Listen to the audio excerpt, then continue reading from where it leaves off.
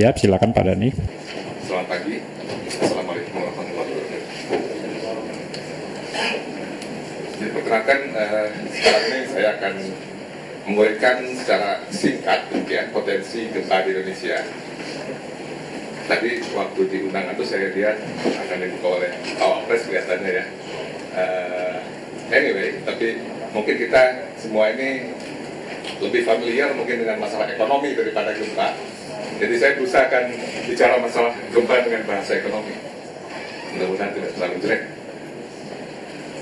Baik, karena acara hari ini sebetulnya pokok masalahnya nanti menuju ke manajemen bencana. Di sini kami akan mendudukan dulu masalahnya bahwa dalam satu manajemen bencana, khususnya untuk mitigasi bencana seperti yang dikatakan oleh Pak Andi tadi, bahwa untuk melakukan manajemen bencana yang baik, faktor yang sangat penting adalah kita mengetahui bencananya itu sendiri. Jadi di sini ada identifikasi bahaya, kemudian ada analisis bahaya, hazard assessment, kemudian ada analisis kerawanannya, vulnerability, yang kemudian nanti akan disatukan menjadi risk analysis. Jadi ini data yang harus kita punya sebelum kita bisa mengevaluasi dan melakukan tindakan pengurangan risiko. Tanpa itu maka tindakan mitigasi bencana tidak akan susah, akan efektif. Jadi sekarang yang akan saya bicarakan adalah tentang identifikasinya dulu, tentang bahaya gempa di Indonesia. Baik, ini highlight dari problem kita.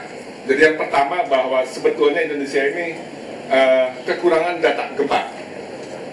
Kemudian itu juga tentu disebabkan oleh faktor kita juga kekurangan ahli gempa di Indonesia. Sangat sedikit orang yang meneliti gempa, sumber gempa.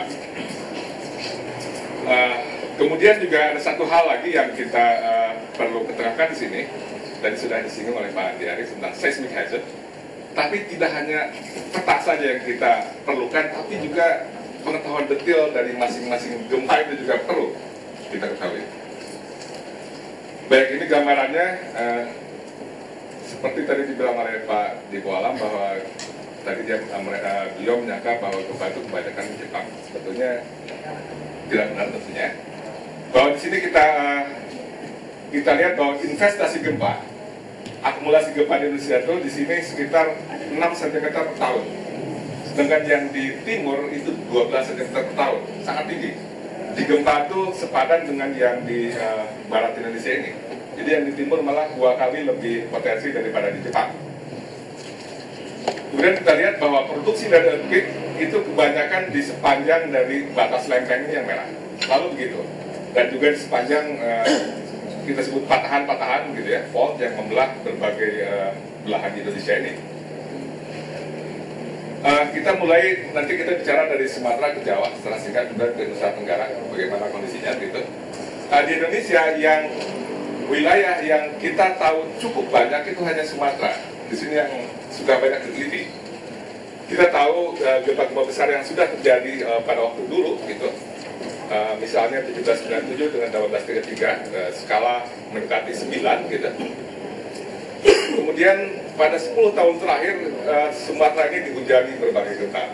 Mulai tahun 2000 di Bengkulu, 2002 di Simelu, kemudian yang sangat besar adalah gempa Aceh 2004, 9,15 skala Richter, yang disusul oleh gempa Nias 8,7.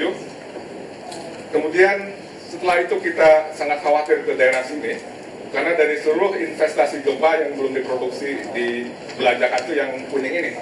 Dan ternyata memang tahun 2007 itu terjadi.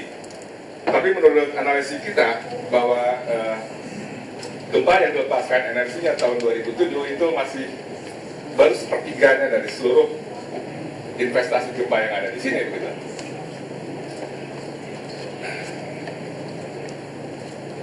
Jadi dalam penelitian gempa yang kita ingin ketahui adalah pada garis besarnya adalah kita ingin tahu seberapa besar investasi yang terjadi yang direpresentasikan dengan pergerakan tektonik ini 5-6 cm. Jadi gambarannya kalau pergerakannya 6 cm dalam 200 tahun itu kan menghasilkan 12 meter gitu ya. 12 meter pergerakan regangan itu dikenakan ke sepanjang 400 km saja, itu kekuatannya setara dengan skala lebih dari 8 gitu, kira-kira. Jadi itu mengapa saya katakan investasi. Nah, kemudian dari investasi gempa itu kita harus tahu didistribusikan ke rekening mana saja gitu. Jadi yang saya gambarkan ini adalah rekening-rekening besar gempa di Sumatera. Dan ada salah satu rekening besar yang belum dibelanjakan adalah di sini, di Sulawesi sini. Kira-kira demikian. Nah, menarik tadi Pak Andi bilang, Pak Presiden melalui Pak Andi bahwa akuasi is very important.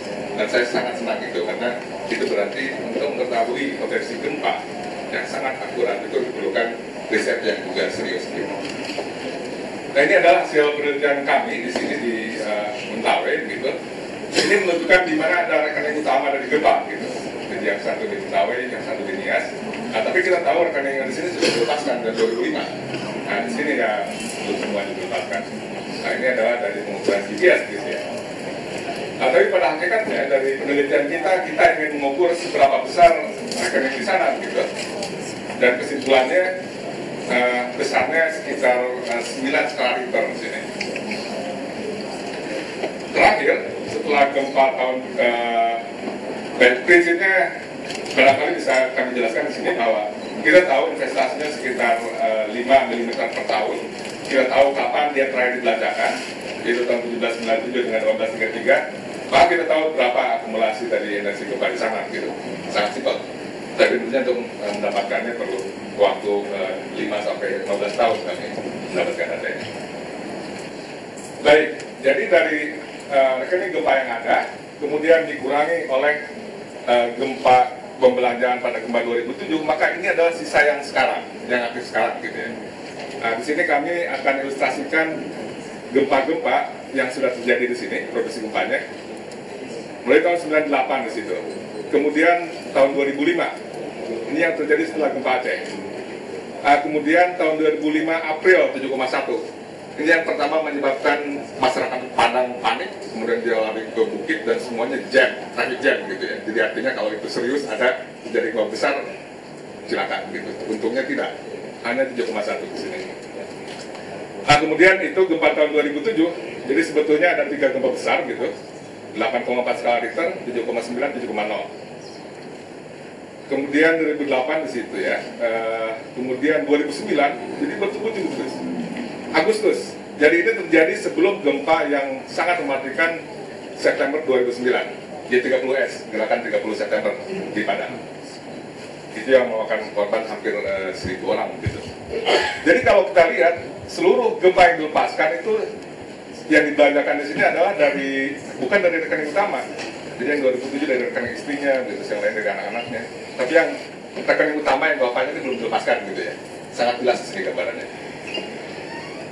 Jadi ini yang penting juga kita kemukakan di sini bahwa setelah kita tahu persis identifikasi dari bahaya gempa, apakah ini cukup untuk di manage? Belum juga, karena ini masih sumber gempa. Kita harus lebih menganalisisnya menjadi hazard map. Hazardnya belum, hazard gempanya belum.